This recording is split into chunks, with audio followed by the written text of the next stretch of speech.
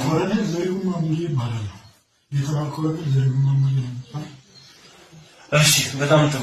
አሁን ቅድም ጠይቄ በደንብ ስላልተመለሰ አሁን እንገምልና ሁለት ጥያቄዎች። አንደኛው እንዳልኩ የመከላከያ ሰራዊት ናችሁ ድንበር መጠበቅ ሲገባችሁ ወደ ኢንዲኬሽን ተደርጋችኋል።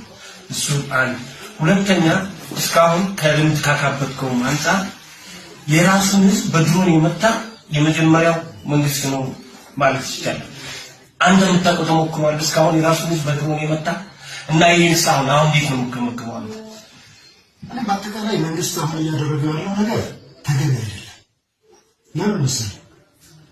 ሰው ማንኛውም ህዝብ ዲሞክራሲ ነው ከተባለ የራሱ የሆነ ጥያቄ ያቀርባል። ጥያቄው በአግባቡ መመለስ አለበት። በድሮን የሚመለስ ጥያቄ ሊኖር አይችልም።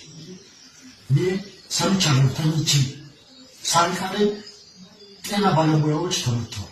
አንድ ጤና ባለሙያ ለማፍራት ምን ያህል ጊዜ እንደሚፈጅ እናንተ ታውቃላችሁ። ይሄ ዝም ብዬ ለማድረግ ነገራችኋል። ግን በአንድ ጀምበር አንድ ሁለት ጤና ባለሙያ ሲሆን ሁለት ሶስት ጤና ባለሙያ ሲሆን በጣም አስበኝ። በመተዋሪያም ላይ ትምህርት ቤት ላይ ወደቀው። ትምህርት ቤት ላይ ወደቀ። ምንም ነገር የለም።